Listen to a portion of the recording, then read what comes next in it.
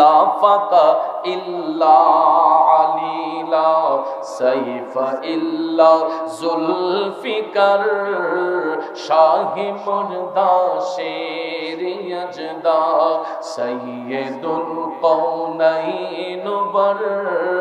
চিল্লায়ে বলেন আল্লাহু আকবার। এ নবীর প্রেমিকেরা, রাসূল বলেছেন আমার আলীর মতো যেমন কোন জোয়ান নাই, জুলফিকারের মতো এমন কোন তরবারি নাই। রাসূল বলেছেন আমার আলীর মতো যেমন কোন জোয়ান নাই, জুলফিকারের মতো এমন কোন তরবারি নাই। এই জুলফিকার তরবারি বদরের যুদ্ধে ইসলামের পক্ষে বিজয় ছিনিয়ে এনেছে। এই জুলফিকার তরবারি কারবালার যুদ্ধে নবীর পক্ষে অংশগ্রহণকারী ইমাম হুসাইনকে আল্লাহ তাআলা জিন্দা জয়লাভ দান করেছেন। ঠিক কিনা বলেন? খুব মনোযোগ আমার ভাইয়েরা। একটু আগে আল্লামা শহীদুল্লাহ জিয়াদি সাহেব কথাটা বলে গিয়েছিলেন, হযরতে মুশকিল কুশা মাওলা আলী ঐতিহাসিক বদরের যুদ্ধে অংশগ্রহণ করার পরে ওনার হাত মোবারকে যখন জুলফিকারটা ধরলেন, এই জুলফিকার তরবারিটা ধইরা যখন তিনি বদরের যুদ্ধে অংশগ্রহণ কইরা যখন নাড়াইতেছেন, এই তরবারির সামনে যাই সমস্ত কাফেররা পড়তো এরা মুহূর্তের মধ্যেই কতল হইয়া যাইত। কিন্তু ভাইরা রে, সামনের আঘাত ফিরালে কি হবে, পিছন দিকে আঘাতগুলা লাগে, ডাইনে ফিরালে বামে লাগে, বামে ফিরালে ডান দিকে লাগে। মাওলা আলী আঘাত ফিরাইতে ফিরাইতে হঠাৎ করে দেখা যায় একটা ধারালো তীর আইসা হযরতে মাওলা আলীর পা মুবারকের মধ্যে ঢুইকা গেছে। চিল্লাইয়া কন্না আল্লাহু আকবার। এ বন্ধু, এই মাহে রমজান শরীফের মধ্যে মাওলা আলী বদরের যুদ্ধে অংশগ্রহণ করার পরে ওনার পা মুবারকের মধ্যে তীর যখন ঢুকে গেল, ঢুকতে তো সহজে ঢুকে যায়, কিন্তু বের করতে গেলে তো কষ্ট আছে। কারণ তীরের মাথাটা তাকে ত্রিভুজের নিয়ে, এটাকে অনেক গ্রামের ভাষায় কেউ টেটা বলে, কেউ এক কাটিয়া বলে, কেউ তেকাটিয়া বলে। ঠিক না ঠিক? কোন কোন এলাকায় তেকাটিয়া বলে, আবার কেউ এটারে টেটা বলে, আবার কেউ এক কাটিয়াও বলে। এটা ঢুকতে গেলে সহজে ঢুকে যায়, কিন্তু বের করতে হলে অপারেশন লাগে। কথা বলেন ঠিক না? সাধারণত আমরা দেখতে পাই গ্রাম অঞ্চলে যখন ঝগড়া হয়, দুই পক্ষে দ্বন্দ্ব হয়, হসপিটালে গেলে দেখা যায় এই টেটাগুলা যখন কারো হাতে দিয়ে ঢুকে, পা দিয়ে ঢুকে, গলা দিয়ে ঢুকে, পেট দিয়ে ঢুকে, ঢুকতে সহজে ঢুকে যায়, কিন্তু বের করতে হইলে ডাক্তারের কাছে যাইতে হয়। কথা কোন ঠিক না ঠিক? ডাক্তার সাহেব যদি এই টেটার ঘাইগুলা খুলতে হয়, এই টেটাগুলা যখন খুলে দেখবেন ইনজেকশন দিয়ে আগে আমাদের পুরাটা শরীর দিয়ে অচেতন করে ফেলে। ঠিক কিনা বলেন? ইনজেকশন দিয়ে আমাদের বডিটারে অচেতন করে ফেলে। আপনারা অবশ্যই পোস্টারে দেখেছেন একটা বিষয় সিলেক্ট করে দেয়া হয়েছে, এই জন্য বিষয়ের বাইরে কোনো কথা বলতে পারবো না। আমি আমার নির্দিষ্ট বিষয়ের মধ্যেই কিছু কথা বলে যাব। মদিনার কামলিওয়ালা নবী, মায়ার নবী, দয়ার নবী, মক্কাবাসী কাফেরদের অত্যাচারে আমার নবী যখন মদিনা শরীফের মধ্যে হিজরত করে চলে গেলেন, সেখানে যাওয়ার পরে দেখা যায় কাফেররা নানা ধরনের ষড়যন্ত্র করতেছে। মদিনার শহর থেকে প্রায় 80 কিলোমিটার দক্ষিণে, মদিনার শহর থেকে 80 কিলোমিটার দক্ষিণে আমার রাসূল যখন অবস্থান করেছিলেন, এই জায়গাটার নাম হচ্ছে ঐতিহাসিক বদর। নাম কি? ঐতিহাসিক বদর, যেখানে একটা শহর এখন বর্তমানে হয়েছে। আমিও দম গুনাহগার, অসংখ্যবার এই জায়গাতে যাওয়ার সুযোগ হয়েছে। এক যুবক বন্ধুরা, মক্কার কুরাইশদের বিরুদ্ধে মদিনার মুসলমানরা এই যুদ্ধের মধ্যে অংশগ্রহণ করেছিল। বন্ধুরে আমার, জালেমদের বিরুদ্ধে মজলুমদের অবস্থান ছিল। এই ঐতিহাসিক বদরের যুদ্ধে মুসলমানদের সংখ্যা ছিল একেবারে কম। ঐতিহাসিক বদরের যুদ্ধে মুসলমানদের সংখ্যা ছিল একেবারে কম। বিভিন্ন রেফারেন্স দ্বারা পাওয়া গেছে বদরের যুদ্ধে আমার নবীর পক্ষে অংশগ্রহণ করেছিলেন মাত্র 313 জন সাহাবী। কয়জন?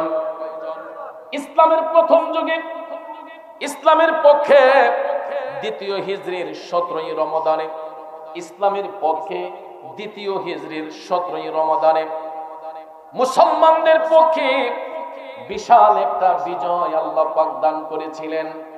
মাত্র 313 জন সাহাবী আমার নবীর পক্ষে অংশগ্রহণ করেছিলেন। কাফেরের সংখ্যা ছিল, কেউ বলেছেন 1000, কেউ বলেছেন তার চেয়েও বেশি, কেউ বলেছেন 1500-এরও বেশি। অধিকাংশ মুফাসসির বলেছেন কাফেরদের সংখ্যা ছিল, মক্কার মুশরিকদের সংখ্যা ছিল 1500-এরও বেশি। আর নবীর পক্ষে, সত্যের পক্ষে যারা অংশগ্রহণ করেছিল মাত্র 313 জন সাহাবী। আপনারা বলুন 313 জন লোক বেশি নাকি 1500 লোক বেশি? আরে রামগঞ্জের সুন্নি জনতা, দেখো বন্ধু, আমার আল্লাহ সত্যের পক্ষে কেমনে ফয়সালা দান করে। আল্লাহ রাব্বুল আলামিন মুসলমানদের সংখ্যা কম হওয়া সত্ত্বেও, কাফেরদের সংখ্যা বেশি হওয়া সত্ত্বেও আল্লাহ তাআলা মুসলমানদেরকে একটা বিশাল বিজয় দান করেছেন, যা পবিত্র কোরআনের সূরা আল ইমরানের 123 নম্বর আয়াতে পাক দ্বারা স্বীকৃত। আল্লাহ রাব্বুল আলামিন ঘোষণা করে বলতেছেন, বিসমিল্লাহির রহমানির রহিম, ওয়ালাকাদ নাসারাকুমুল্লাহু বিবাদরিন ওয়া আনতুম আযিল্লাহ ফাত্তাকুল্লাহা লাআল্লাকুম তাশকুরুন।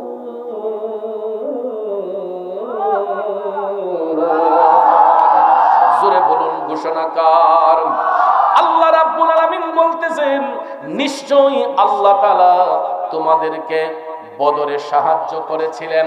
অর্থাৎ বদরের মধ্যে, বদরের যুদ্ধে আল্লাহ রাব্বুল আলামিন নিশ্চয়ই তোমাদেরকে সাহায্য করেছিলেন, এবং তোমরা সেখানে দুর্বল অবস্থায় ছিলা, তোমরা সেখানে সংখ্যা গরিষ্ঠ কম ছিলা। তা সত্ত্বেও আল্লাহ রাব্বুল আলামিন তোমাদেরকে উত্তম জাযা দান করেছেন। এই জন্য কোরআনে বলা হয়েছে, অতএব তোমরা আল্লাহকে ভয় করো। ঈমানদারদেরকে আল্লাহ শিক্ষা দিয়েছেন, তোমরা আল্লাহকে ভয় করো যেন তোমরা কৃতজ্ঞ হতে পারো, যেন তোমরা কৃতজ্ঞ হয়ে যাও। অর্থাৎ এটা আয়াতে পাকের সরল তরজমা। এই আয়াতে পাকের তাফসীর করতে যাইয়া জগৎ বিখ্যাত তাফসীর রুহুল বয়ান প্রমাণ করেছে, ঐতিহাসিক বদরের যুদ্ধে নবীর পক্ষে মাত্র ছিলেন 313 জন সাহাবী। আমার মদিনার কামলিওয়ালা নবী ওই ময়দানে সাহাবায়ে কেরামের কাছ থেকে বায়াত গ্রহণ করেছিলেন, বায়াত গ্রহণ করিয়েছিলেন। নবীজি হাত মোবারক বাড়িয়ে দিয়েছিলেন, সমস্ত সাহাবায়ে কেরাম আমার নবীর হাত মোবারকে হাত রেখেছেন। তখন দয়াল নবী বলেছিলেন, লা তাফাররাকু, তোমরা বিচ্ছিন্ন হইও না। যদি আমরা সংখ্যা গরিষ্ঠে কম, অবশ্যই নিশ্চয়ই আল্লাহ রাব্বুল আলামিন আমাদের পক্ষে বিজয় দান করবে, আল্লাহ সত্যের পক্ষে বিজয় দান করবে। কথা বলেন ঠিক না বেঠিক? সত্যি সত্যি আমার ভাইরা, ওই ঐতিহাসিক বদরের মধ্যে কাফেরদের সংখ্যা 1500-এর বেশি ছিল। নবীর পক্ষে অংশগ্রহণ করেছিলেন 313 জন সাহাবী। কিন্তু ভাইয়ারা আমার, 313 জন সাহাবীর মধ্যে যারা ছিলেন, এদের মধ্যে এমন কোন অস্ত্র নাই, এমন কোন হাতিয়ার নাই যেটা দিয়ে তারা মোকাবেলা করতে পারবে। দেখেন, মুসলমানদের হাতে অস্ত্র শস্ত্রও নাই, নবীর পক্ষে অংশগ্রহণকারীদের হাতের মধ্যে কোনো ঢাল তলোয়ারও নাই, কিন্তু প্রত্যেকটা মুশরিকদের কাছে ঢাল তলোয়ার সব কিছু রয়েছে। আর মুসলমানদের পক্ষে যারা অংশগ্রহণ করেছিলেন সবার মধ্যে কিন্তু ঢাল তলোয়ার ছিল না, একদম শূন্য হাতে। এই প্রথম যুদ্ধ ইসলামের পক্ষে 313 জন সাহাবী অংশগ্রহণ করার পরে যুদ্ধের ময়দান যখন উত্তপ্ত, যুদ্ধের ময়দান যখন উত্তপ্ত, এই কাফেররা যখন একাধিক হামলা চালাইলো, আমার ভাইয়েরা বন্ধুরা, বদরের সাহাবীগণ তারা কি করলেন, সেখানে ছোট্ট ছোট্ট কিছু কামরা ছিল, ছোট্ট ছোট্ট কিছু ঘর ছিল, এই ঘরটাকে তারা ঢাল হিসেবে ব্যবহার করেছেন। আজও পর্যন্ত আপনারা যদি বদরের ময়দানে যান, যারা গিয়েছেন, আমি নিজের চোখে গিয়েছি, এই ছোট্ট ঘরগুলার স্মৃতিগুলা এখনো সেখানে আছে। আমি দেখেছি বদর এরিয়াটার ভিতরে এই একটা পাশ দিয়া এই ছোট্ট ছোট্ট ঘরগুলা এখন পর্যন্ত দেখা যায়। এই ঘরটাকে ঢাল বানিয়ে এই ঘরটার আড়ালের মধ্যে নবীর পক্ষের সাহাবাগণ অংশগ্রহণ কইরা তারা যখন যুদ্ধের নেতৃত্ব দান করছেন, এখানের মধ্যে যিনি প্রধান নেতৃত্ব দানকারী ছিলেন, উনি যার কাছ থেকে বেলায়েতের আগমন হয়েছে, উনি হচ্ছেন মুশকিল কুশা হযরতে শেরে খোদা মাওলাই আলী রাদিয়াল্লাহু তাআলা আনহু। চিৎকার মেরে বলুন সুবহানাল্লাহ। জগতের বন্ধুরা রে, রামগঞ্জের বাবাজিরা, আমার নবীর পক্ষে যারা অংশগ্রহণ করেছিলেন, এদের হাতের মধ্যে এই পরিমাণ অস্ত্র নাই, এই পরিমাণ ঢাল নাই যেটা তারা মোকাবেলা করতে পারে। এরপরেও ওই প্রত্যেকটা কাফেরের হাতের মধ্যে ঢাল তলোয়ার থাকার পরেও বদরের যুদ্ধে কাফেরদের পক্ষ থেকে কতল করা হয়েছিল 70 জনকে, আর নবীর পক্ষে 313 জন সাহাবীর মধ্যে 14 জন সাহাবী এই ঐতিহাসিক বদরের যুদ্ধে তারা শাহাদাত বরণ করেছেন। জোরে জোরে কোন আল্লাহু আকবার। এখন প্রশ্ন হলো, দেখেন আল্লাহ তাআলা কেমন ফয়সালাকারী। যদিও মুসলমানদের সংখ্যা কম, কাফেরদের সংখ্যা বেশি, আল্লাহ রাব্বুল আলামিন কিন্তু সত্যের পক্ষেই ফয়সালা দিয়েছেন, যেটা কোরআন দ্বারা প্রমাণ, হাদিস দ্বারা প্রমাণ। ঠিক কিনা বলেন?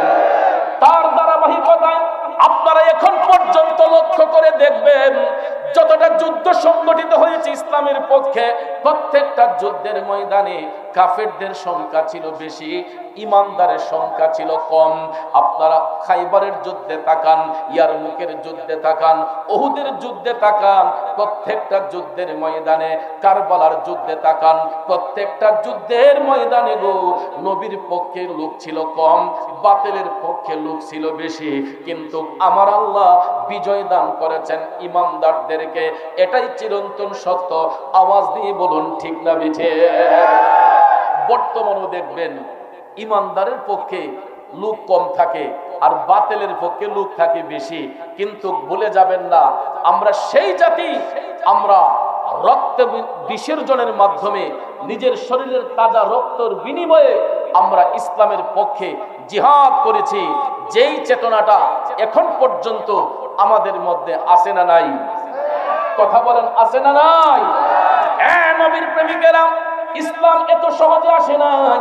ইসলাম অনেক ত্যাগ তিতিক্ষার বিনিময়ে, অনেক সাহাবায়ে কেরামের রক্ত মোবারকের বিনিময়ে, অনেক শহীদানদের রক্তের বিনিময়ে এই শান্তির ধর্ম ইসলাম আমরা পেয়েছি। আজকে ইসলাম ধর্মের মধ্যে আদিষ্ট হইয়া, মুসলমানের সন্তান হইয়া কোন দিন বদর দিবস, এই দিবসটা সম্পর্কে অনেকেই জানে না। এই 17 রমাদানের রাতে আল্লাহর হাবিব সাল্লাল্লাহু আলাইহি ওয়াসাল্লাম সাহাবায়ে কেরামের কাছ থেকে যে একটা বায়াত নিয়েছিলেন, এই বায়াতটাকে বলা হয় বায়াতে রিদওয়ান। কি বলা হয়? এটাকে বলা হয় বায়াতে রিদওয়ান। বন্ধুরা আমার, বাবাজিরা, রাসূল বলেছেন এই যুদ্ধে অংশগ্রহণ করে যারা দুনিয়ার জমিন থেকে বিদায় হবে, আল্লাহ রাব্বুল আলামিন তাদেরকে রাইয়ান নামক দরজা দিয়ে প্রবেশ করাবে।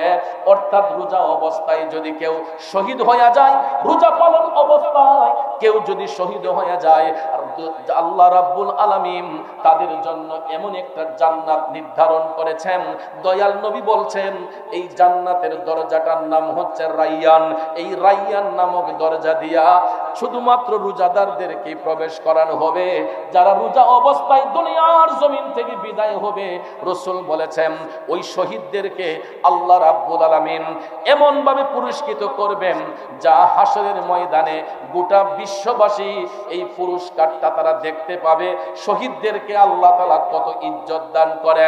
এই জন্য ভাইরা আমার, যারা শাহাদাত বরণ করেন, যারা শহীদ হয়ে যায়, এরা নিজের জন্য নয়, অর্থকরী পাহাড়ের জন্য নয়, এরা সত্য প্রচার করতে যাইয়া, সত্যের পক্ষে অটল থাকতে যাইয়া এরা নিজের জীবনকে কুরবান করে দেয়, আল্লাহর রাহে বিলিয়ে দেয়। যেই কারণে আমার আল্লাহ কোরআনে পাকে সূরা বাকারার অন্য এক আয়াতে পাকে বলেছেন, ওয়ালা তাকুলু লিমান ইউকতালু ফি সাবিলিল্লাহি আমওয়াত। উচ্চস্বরে বলুন, একজন সাধারণ শহীদও যদি দুনিয়ার জমিন থেকে বিদায় হয়, আল্লাহর কোরআন সাক্ষী দিচ্ছে এরা জিন্দা। তাহলে শহীদরা যদি জিন্দা হয়, নবী ওলিগণ জিন্দা না মরা? জিন্দারা মরা।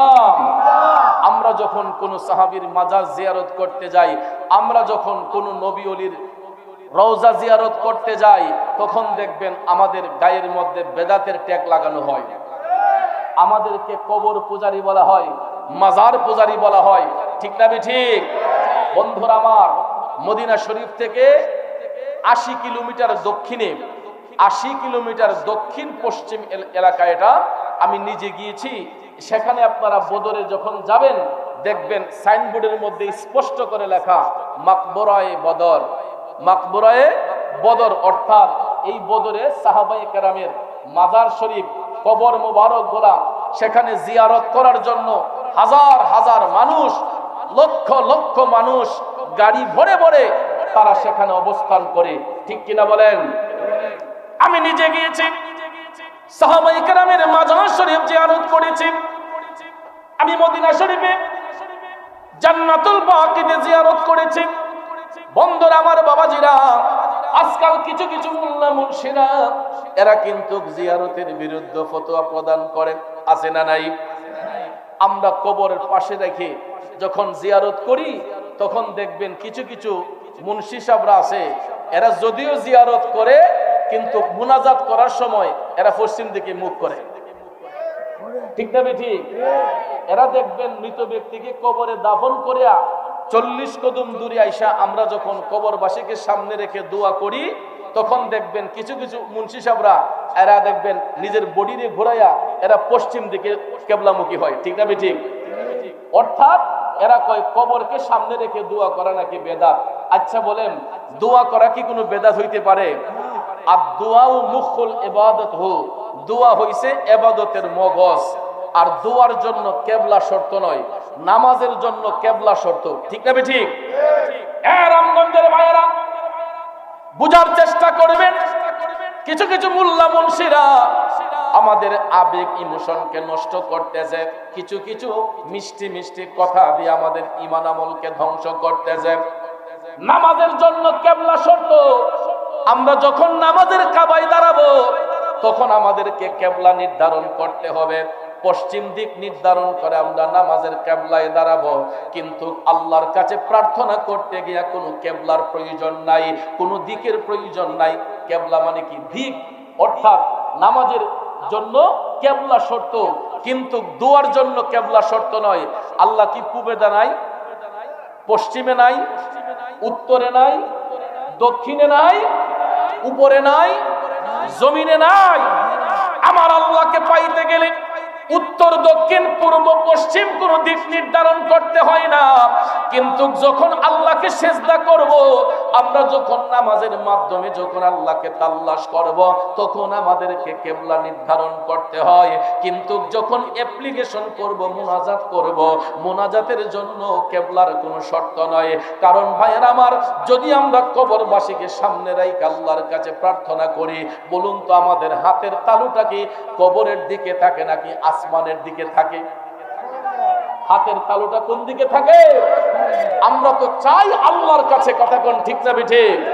আমরা তো কবরবাসীকে সামনে রেখে জিয়ারত করি, কিন্তু আমাদের উদ্দেশ্য হচ্ছে রব্বুল আলামিন, কথা কোন ঠিক না বেঠে? আয় আল্লাহ তাআলা আমার আব্বা, আমার আম্মা, আমার দাদা, আমার দাদি, আমার নানা, আমার নানি, আমার পাড়া প্রতিবেশী, আমার ইষ্টি গোষ্ঠী যারা কবরে শায়িত, আল্লাহ তুমি তাদের কবরের আযাব মাফ করো। এখানে তো কবরবাসীকে কোনো কিছু বলা হচ্ছে না, আল্লাহর কাছে সাহায্য চেয়ে বলতেছি, আল্লাহ ওই ব্যক্তি যদি দুনিয়াতে কোনো ভুল করে থাকে, আমরা দুনিয়াবাসীরা কবরবাসীর পক্ষ থেকে তোমার কাছে সাহায্য চাই, কবরবাসীদেরকে মাফ করে দাও। বলুন, এই দোয়া করলে কোনো অসুবিধা আছে? সমস্যা আছে? কিন্তু আজকাল দেখবেন জিয়ারতের বিরুদ্ধে ফতোয়া আমাদের দেশের মধ্যে শুরু হয়ে গেছে যে কেবলামুখী হইয়া দোয়া করা যাবে, এই কেবলামুখী হইয়া মুনাজাত করতে হবে, কবরকে সামনে রেখে দোয়া করা যাবে না। এইগুলা হচ্ছে ফাজলামি। অর্থাৎ এটার দ্বারা তারও আমাদের আবেগ ইমোশন নষ্ট হয়। কারণ অনেক সন্তানরা জুমার দিনে বা যেই কোনো দিনে ফজরের নামাজ পড়ে, আসরের নামাজ পড়ে, কবরের পাশ দিয়ে হাইটা যায়, একটু জিয়ারত করতে চায়, কিন্তু আমাদের আবেগ ইমোশনকে নষ্ট করার জন্য এই সমাজে কিছু কিছু দাড়িওয়ালা, টুপিওয়ালা, জুব্বাওয়ালা, কুর্তাওয়ালারা দেখবেন আমাদেরকে কবর জিয়ারত করা বেদাতের ফতোয়া দেয়। আছে না নাই? এইগুলা থেকে সব সময় খেয়াল থাকতে হবে, কেয়ারফুল থাকতে হবে, এইগুলা সব সময় আমাদের নজরে রাখতে হবে ভাইয়েরা আমার। কারণ এমন একটা জামানার মধ্যে আমরা পড়েছি, এই জামানাটা হচ্ছে ফিতনার জামানা। কিসের জামানা? এই বর্তমান সিচুয়েশনটা এটা ফিতনার জামানা। আল্লাহ রাসূল ১৫০০ বছর আগে বলেছেন যে এমন একটা সময় আমার উম্মতের নিকট আসবে, যেই সময়ে এক হাতে জ্বলন্ত আগুন রাখা যেমন কঠিন হবে, আর এক হাতে আমার উম্মতের ঈমান রক্ষা করা এর চাইতে বেশি কঠিন হয়ে যাবে।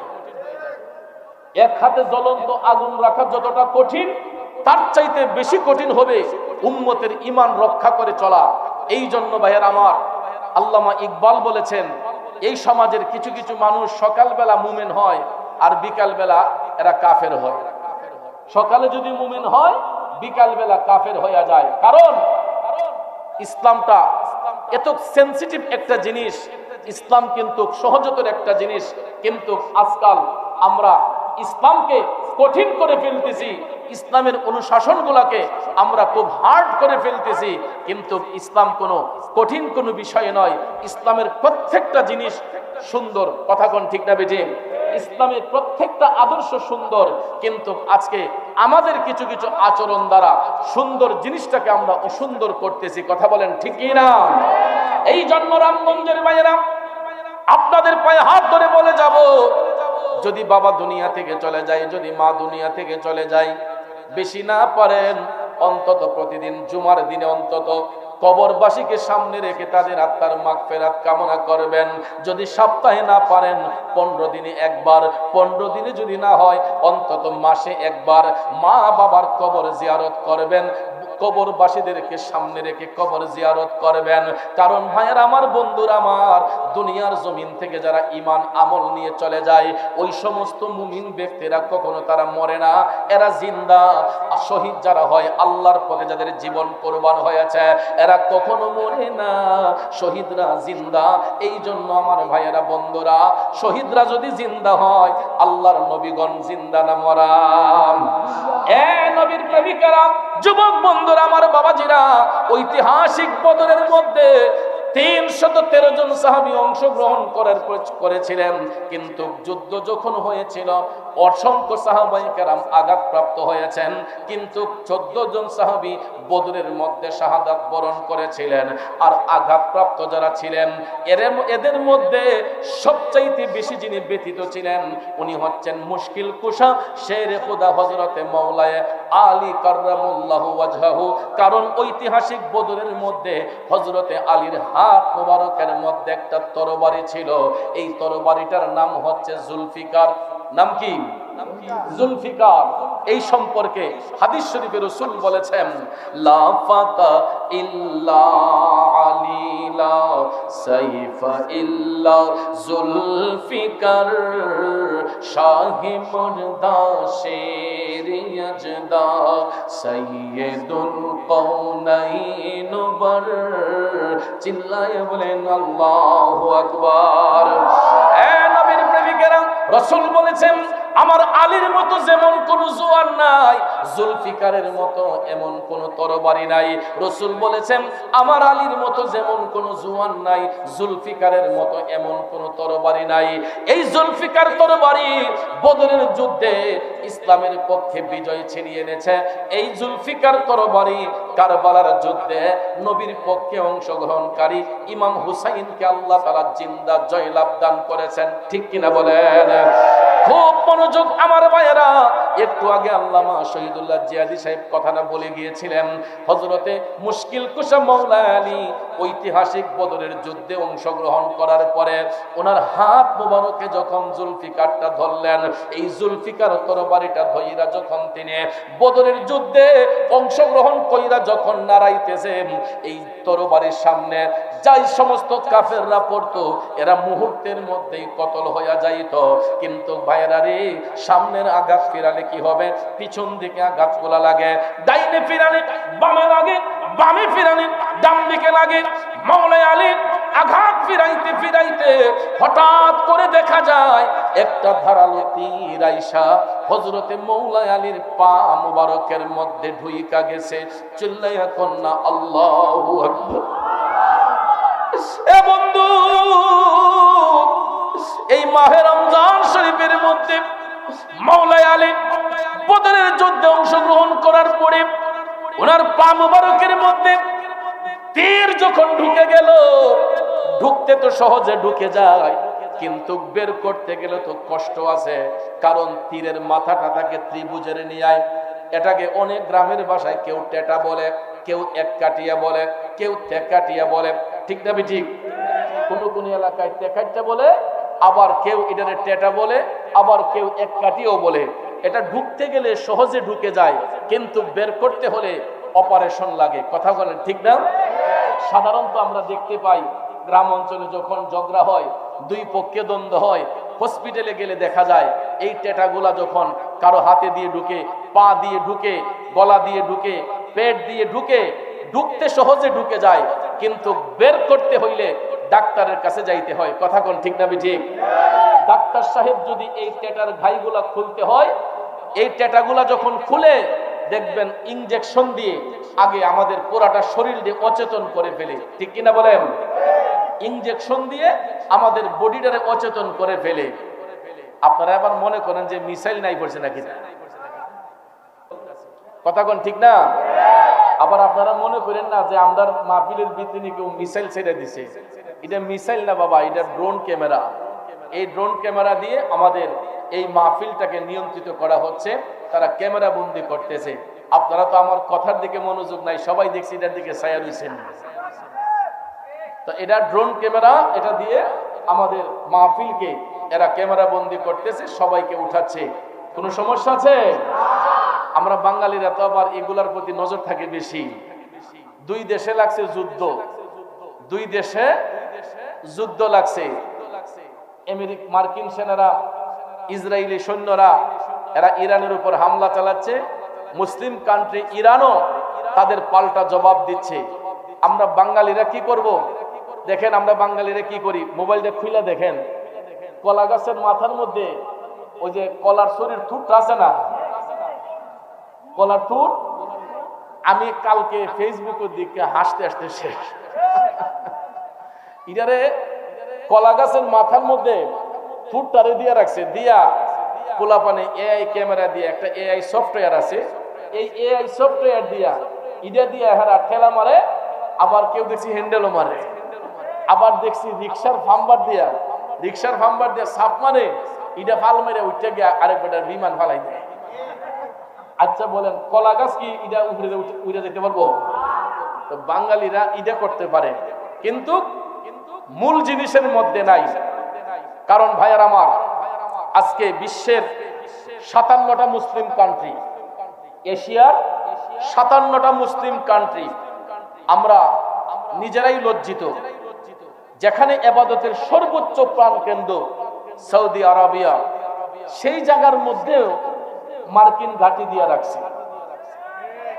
তারপরে এশিয়াতে দেখেন যতগুলো মুসলিম কান্ট্রি আছে, দুবাই, ওমান, কাতার, সৌদি, বাহরাইন সহ আমি দেখেছি প্রত্যেকটা মুসলিম কান্ট্রিতে এরা মার্কিন ঘাঁটি দিয়ে রাখছে।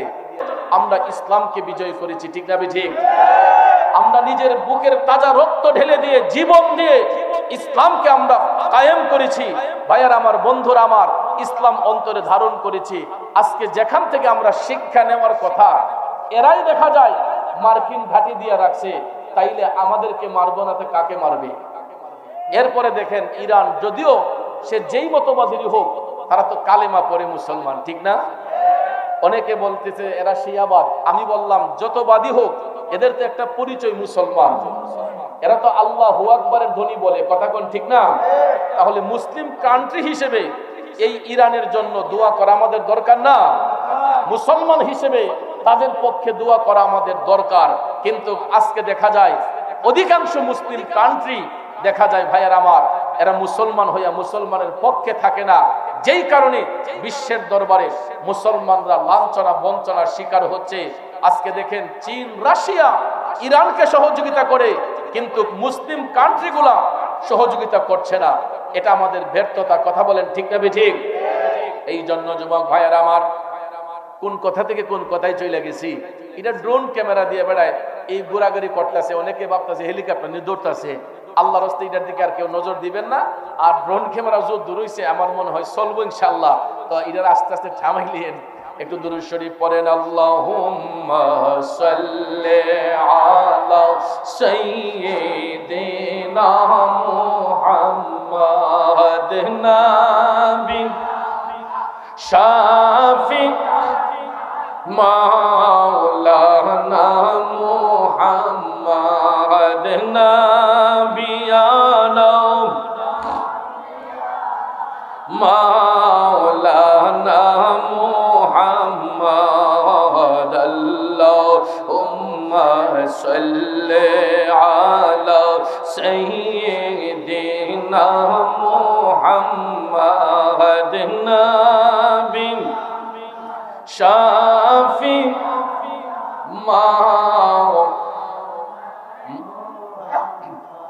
আমার যুবক ভাইয়েরা মনোযোগ। যেই কথাটা বলতে চেয়েছিলাম, হযরত আলী ঐতিহাসিক বদরের যুদ্ধে যখন তিনি জুলফিকার তরবারি যখন ঘোরাচ্ছেন, হঠাৎ করে দেখা যায় ধারালো একটা তীর আইসা মাওলা আলীর পা মুবারকের মধ্যে ঢুকে গেছে। রক্ত মুবারক ফিচকে দিয়ে বের হলো, রক্ত মুবারক ফিচকে দিয়ে বের হলো। মাওলা আলী হাতের তরবারি রাইখা তিনি বিশ্বের যন্ত্রণায় ছটফট ছটফট করতেছেন। সহপাঠীরা ডাক দিয়া বলতেছে, আলী, ও মাওলা আলী, আপনার পায়ের তীর যদি খোলানো হয় আপনার ব্যথা তো কমবে না, আপনার ব্যথা আরো প্রচন্ড বেড়ে যাবে। হযরত আলী বলতেছেন, না না, আমার প্রচন্ড ব্যথা অনুভব হয়।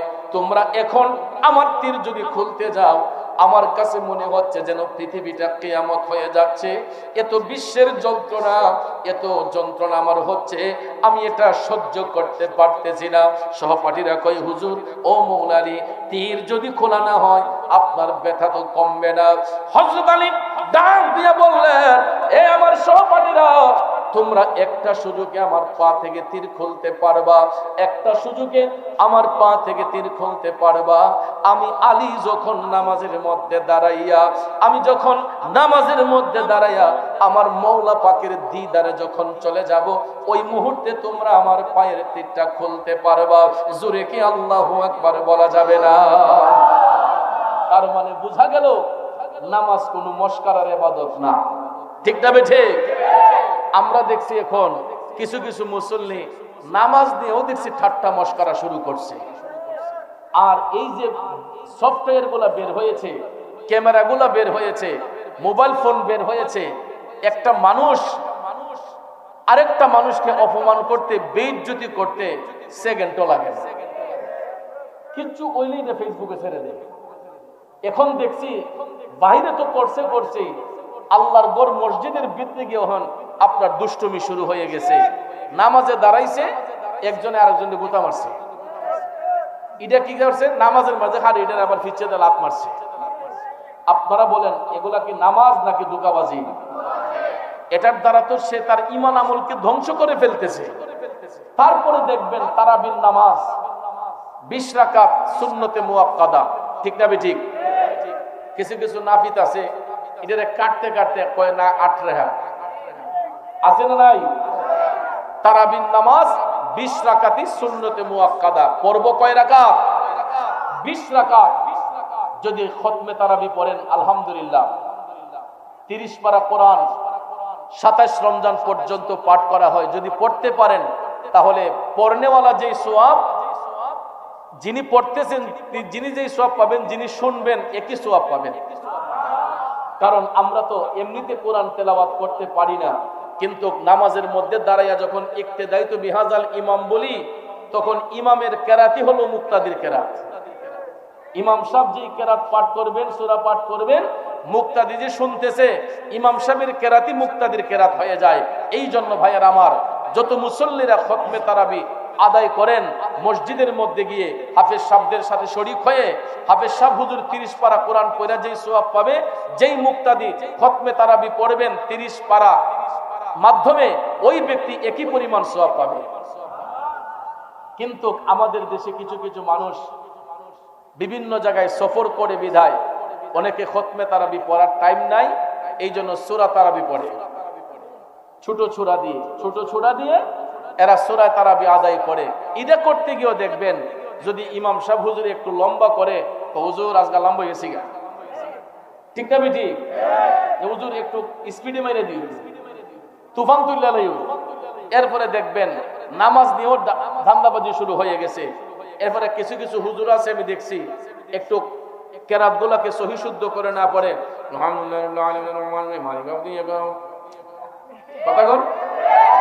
এটার দ্বারা কি তেলাওয়াত হয় বলেন? হরফ মাখরাজ সিফতগুলা আদায় করে যদি আমরা একটু দ্রুত পড়ি, কিন্তু হরফ সিফত মাখরাজ এগুলা আদায় করে আমাদেরকে কোরআন তেলাওয়াত করতে হবে। কারণ ওয়ারাতিলিল কুরআনা তারতিলা, কোরআন যখন পাঠ করা হবে তোমরা তারতিলের সহিত তোমরা কোরআন পাঠ করবা, সহিভাবে কোরআন তেলাওয়াত করতে হবে। এই জন্য ভাইয়ের আমার, আমি দেখেছি ফেসবুকের মধ্যে এই নামাজ নিয়ে পর্যন্ত মস্কারা শুরু হয়ে গেছে। নামাজ নিয়ে পর্যন্ত ফাললে চাই যে 1 মিনিটের ভিতরে নিয়ে 20 রেখা আপনি আদায় করে লাগানো যায়। কথা কোন ঠিক না ঠিক? উঠতাছে পড়তাছে, কোথায় রুকুত তাসবিহ, কোথায় সেজদার তাসবিহ।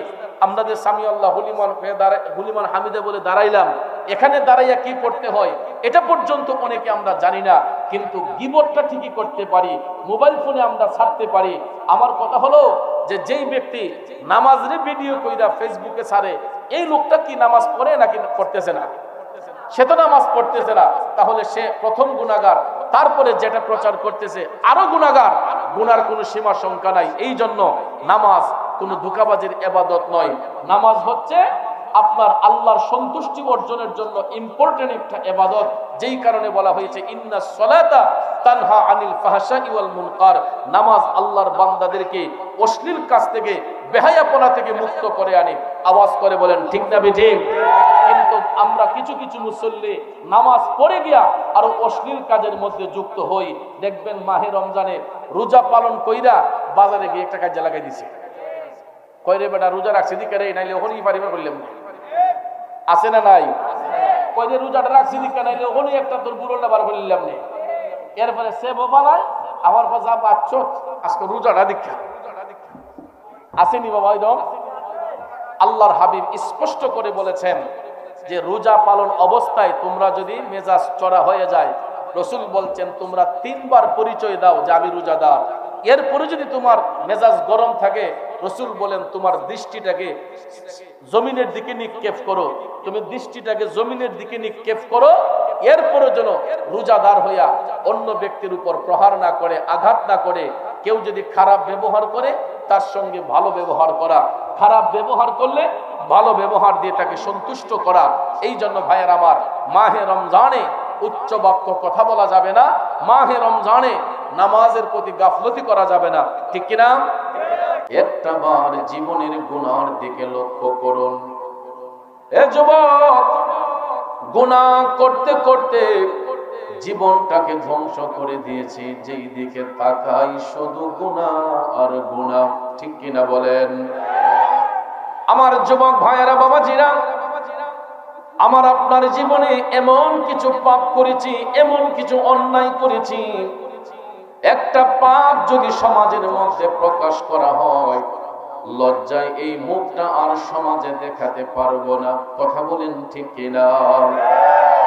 এত অন্যায় করার পরেও, এত অপরাধ করার পরেও আল্লাহ রাব্বুল আলামিন আমার আপনার 1000টা অপরাধকে ঢেকে রেখেছেন। ও যুবক বন্ধুরা আমার, আমরা গুনাহগার। আল্লাহ রাব্বুল আলামিনের একটা নাম মুবারক হচ্ছে গাফফার। এই গাফফার শব্দের অর্থই হলো ক্ষমাকারী। বান্দারা গুনাহ করলে আমার আল্লাহ গাফফার নামের গুণে বান্দার গুনাহ ক্ষমা করে। এই জন্য প্রত্যেকটা মানুষের বাম স্তনের 2 আঙ্গুল নিচে একটা সফটওয়্যার আছে বাজান।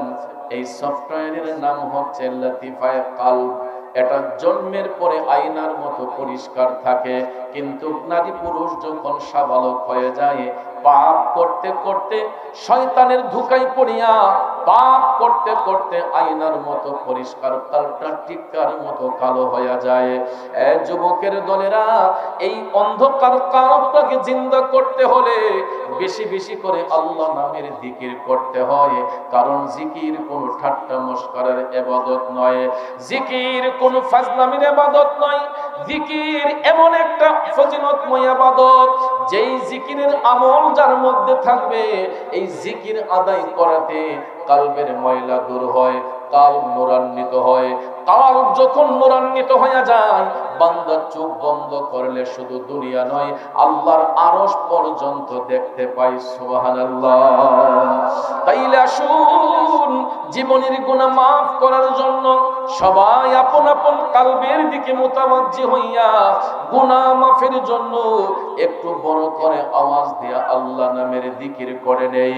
একটা জবান বন্ধ রাখবেন না, জবানটা ছেড়ে দিয়ে সবাই আমার সাথে একটু জিকির করুন। ইসমে জাত আল্লাহ আল্লাহ আল্লাহ আল্লাহ আল্লাহ আল্লাহ আল্লাহ আল্লাহ আল্লাহ আল্লাহ আল্লাহ। আল্লাহর নবী নূরের নবী, আল্লাহর নবী নূরের নবী, যাহার নাই গো তুলনা, নূরে ঝলমল ঝলমল করে সোনার মদিনা। আল্লাহ আল্লাহ আল্লাহ আল্লাহ আল্লাহ আল্লাহ। আল্লাহর নবী নূরের নবী, আল্লাহর নবী নূরের নবী, যাহার নাই গো তুলনা, নূরে ঝলমল ঝলমল করে সোনার মদিনা। আল্লাহ আল্লাহ আল্লাহ আল্লাহ। ও নবীজি, আপনার কথা মনে হইলে বুক ভাইসা যায় নয়ন জলে। কোথায় গেলে পাবো আপনায়, কোথায় গেলে পাবো আপনায়, দাদা একবার বলিয়া। নূরে ঝলমল ঝলমল করে সোনার মদিনা। আল্লাহর নবী নূরের নবী, আল্লাহর নবী নূরের নবী, যাহার নাই গো তুলনা, নূরে ঝলমল ঝলমল করে সোনার মদিনা। আল্লাহ আল্লাহ আল্লাহ আল্লাহ আল্লাহ আল্লাহ আল্লাহ আল্লাহ। মদিনা শরীফের মাঝে রিয়াজুল জান্নাহ আছে, সেই স্থানে পড়লে নামাজ, সেই স্থানে পড়লে নামাজ, জীবনের গুনাহ থাকে না। নূরে ঝলমল ঝলমল করে সোনার মদিনা। আল্লাহর নবী নূরের নবী, আল্লাহর নবী নূরের নবী, যাহার নাই গো তুলনা, নূরে ঝলমল ঝলমল করে সোনার মদিনা। আল্লাহ আল্লাহ আল্লাহ আল্লাহ আল্লাহ আল্লাহ আল্লাহ আল্লাহ আল্লাহ আল্লাহ আল্লাহ আল্লাহ। আল্লাহর নবী নূরের নবী, আল্লাহর নবী নূরের নবী, যাহার নাই গো তুলনা, নূরে ঝলমল ঝলমল করে সোনার মদিনা।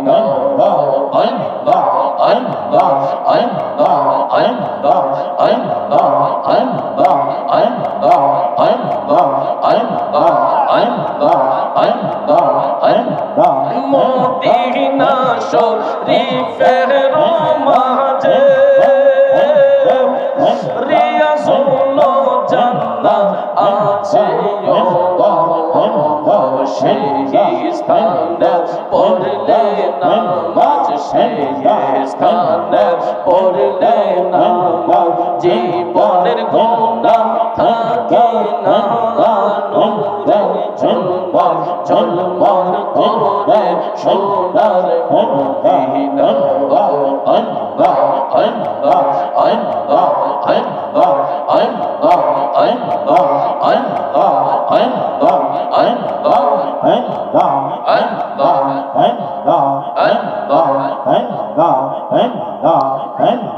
لا إله إلا الله محمد رسول الله صلى الله عليه وسلم